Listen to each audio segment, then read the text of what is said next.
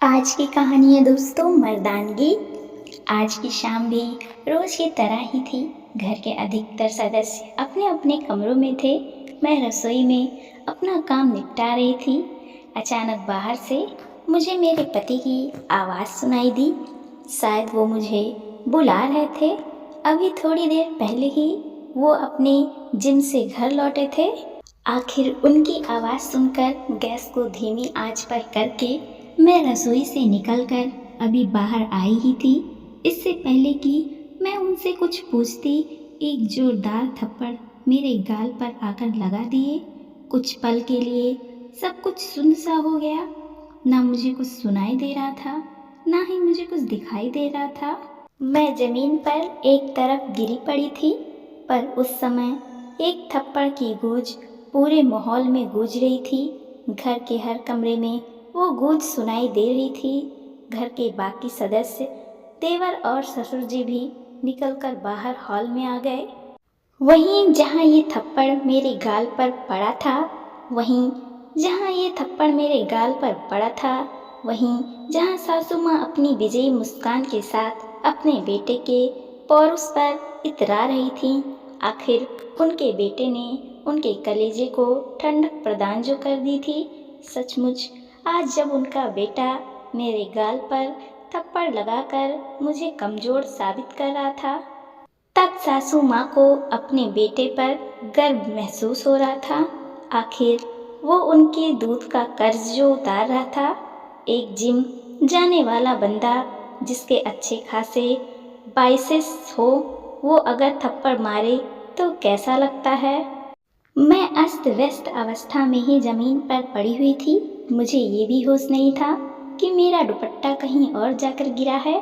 मुझे लगा कि कोई तो मेरे लिए बोलेगा, पर ये देखकर ससुर जी बोले, बिल्कुल शर्म हया नहीं है। यहाँ देवर ससुर सब लोग खड़े हैं और इसके सिर से दुपट्टा गायब है। लोग क्या कहेंगे। राम राम, घोर कलयुग है।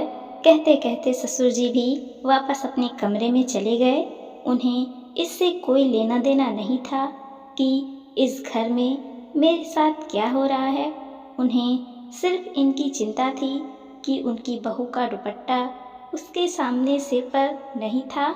ससुर जी की बात सुनकर मेरे पति ने जबरदस्ती मुझे बाहों में पकड़कर उठाया और खींचते हुए कमरे में ले गए और ले जाकर पलंग की तरफ धकेल दिया। सब कुछ इतना जल्दी जल्दी हुआ कि कुछ समझ ही नहीं आया।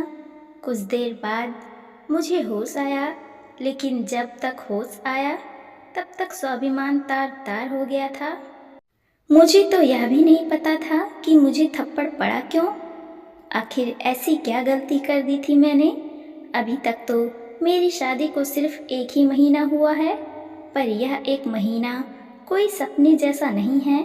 एक एक्सीडेंट में ममता के माता पिता की मौत के बाद लोगों के कहने पर फटाफट अपनी जिम्मेदारी निभाने के चक्कर में चाचा ताऊ ने मेरी शादी इस घर में कर दी। क्योंकि उस संयुक्त परिवार में बेटी मैं अकेली ही थी। चाचा और ताऊ के दो दो बेटे थे। पुश्तैनी जायदाद में पिता का भी हिस्सा था। हालांकि वो हिस्सा अभी भी मेरे नाम पर था। ये बात मेरे ससुराल वाले बहुत अच्छे से जानते थे, इसीलिए खुद यह लोग रिश्ता लेकर आए थे। उन्हें लगा था कि दहेज में वो पूरा हिस्सा मुझे मिलेगा, पर मैंने उसे लेने से मना कर दिया था कि अभी मुझे उसकी ज़रूरत नहीं है। बस यही बात इन लोगों को कचोट गई। ये अलग बात है कि मेरे चाचा ताऊ ने वो हिस्सा मेरे लिए संभाल के रख लिया, पर ये बात मेरे ससुराल वालों को पता नहीं। यहाँ आई तो ससुराल में सासू माँ का बोलबाला था। घर में कहने को 3 पुरुष हैं, पर सब उन्हीं की जबान बोलते हैं। थोड़ी देर बाद सासू माँ की बाहर से आवाज़ आई, अरे ओ महारानी, कब तक आराम फरमाती रहेगी। बाहर आकर रोटी तो सेक। यहाँ सब कब से भूखे बैठे हैं। आखिर रोती सिसकती मैं अपने दुपट्टे को सही करती हुई बाहर आई। मुझे देखकर मेरे पति ने कहा, अब तो सबक मिल गया होगा। आज के बाद खबरदार मेरी माँ को किसी काम के लिए कहा तो वो यहाँ किसी की नौकरानी नहीं है। माँ बाप ने कुछ संस्कार नहीं सिखाए इसे। पति की बात सुनकर मन घृणा से भर गया।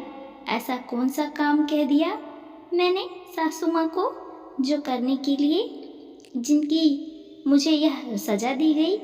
यह तभी याद आया कि सासू माँ को शाम को चाय की तलब हुई थी, तो चाय बनाकर उनके कमरे में देने गई तो सासू माँ कमरे में नहीं थी, इसलिए चाय टेबल पर ही रखाई थी। रसोई में आकर आटा गूँथ ही रही थी कि सासू माँ ने चाय के लिए आवाज़ लगाई। आटे से सने हाथ होने के कारण सिर्फ इतना ही तो कहा था कि आपके कमरे में टेबल पर रखी है, ले लीजिए। भला ये भी कोई काम हुआ क्या? 55 साल की औरत इतनी बड़ी बुढ़िया हो गई कि चाय का प्याला भी उठा ना पाई और बेटे से शिकायत कर दी। और बेटा भी इतना समझदार कि इतनी सी बात के लिए थप्पड़ खींचकर लगा दिया। अभी 1 महीने पहले तक इनके घर में ऐसे कौन से नौकर चाकर लगे हुए थे जो इनकी माँ का काम नहीं करती थी। बहू के आते ही अचानक क्या हो गया, मन में कई विचार उबल मार खा रहे थे। अगर जवाब नहीं दिया तो जिंदगी भर भुगतना पड़ेगा। पूरे शरीर की नस नस में गुस्सा दौड़ रहा था। इतने में सासू माँ ने फिर से कहा, अरे क्या बुत बनी खड़ी हुई है, जा जाकर रोटी से। मुझे वहाँ खड़ा देखकर पति भी मेरे पास आकर बोले, माँ लगता है इसको अभी भी समझ में नहीं आया, वो तो टेलर था, इसको अभी पूरी पिक्चर दिखाता हूँ। माँ जरा दरवाजे के पास जो लाठी रखी है वो देना, आज इसे बता ही देता हूँ कि ससुराल में कैसे रहते हैं। इससे पहले कि ये कुछ कर पाते मैंने खींचकर इनके गाल पर एक थप्पड़ दे रसीद मारी। मेरी हरकत से सभी लोग हैरान हो गए। कुछ देर के लिए उस थप्पड़ की गूंज ने सभी को चुप करा दिया, पर उस चुप्पी तोड़ने के लिए मैंने कहा, अभी बूढ़ी माँ से काम करवाते हो तुम, शर्म नहीं आती या संस्कार बेच खाए? तुम्हें बूढ़ी माँ ने कुछ सिखाया नहीं तुमको कि ऐसी बूढ़ी औरत से काम नहीं कराते? मेरी बात सुनकर गुस्से से मेरा पति अपने गाल सहलाते हुए मेरी तरफ देख रहा था। तभी सासू माँ फुकार कर बोली, तेरी इतनी हिम्मत कि मेरे बेटे पे हाथ उठाया? कैसी औरत है तू, अपने पति की इज्जत नहीं करती, बेहुदा औरत। लोग लाज के लिए ही सही अपने हाथ को काबू में नहीं रख सकती थी। सासू माँ आप तो बड़ी महान हैं। जब बेटा बहू को थप्पड़ मार रहा था तो वो उसकी मर्दानगी थी, अब बहू ने पलट कर थप्पड़ मारा तो बेहूदगी मैं बर्दाश्त करने वालों में से नहीं हूँ।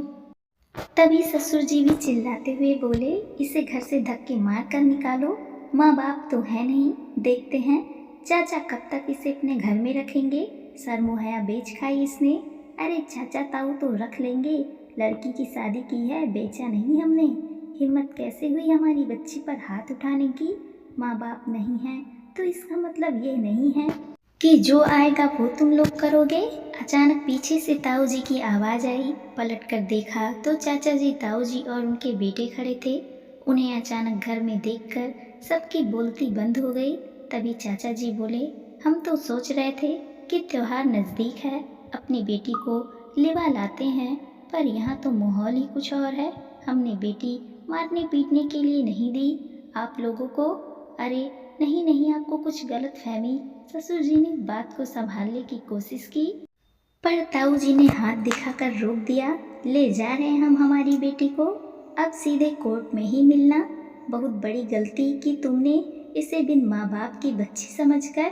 गलती हमारी थी कि हम लोगों के कहने पर इसकी शादी जल्दी कर दी। सासू माँ ने अपना तो रूप का पत्ता फेंका। हाँ हाँ ले जाओ, बिल्कुल ले जाओ, घर बैठी बेटी बोझ ही होती है।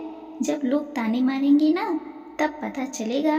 क्या कहोगी लोगों से कि आपकी बेटी अपने पति को थप्पड़ मार कर आई है? लोग क्या कहेंगे अब? इससे हमें फर्क नहीं पड़ता, अब हमारी बेटी इस घर में नहीं रहेगी। कहकर ताऊ जी ने मुझे मेरा सारा सामान बंधवाया और उसी समय मुझे लेकर वहाँ से रवाना हो गए। आखिर कुछ दिनों की मशक्क़त के बाद मुझे उस घर में छुटकारा मिल गया। आज मैं अपने आगे की पढ़ाई कर रही हूँ और जब तक आत्मनिर्भर नहीं हो जाऊँगी तब तक ताऊ जी और चाचा जी ने मेरी शादी की बात करने तक से मना कर दिया।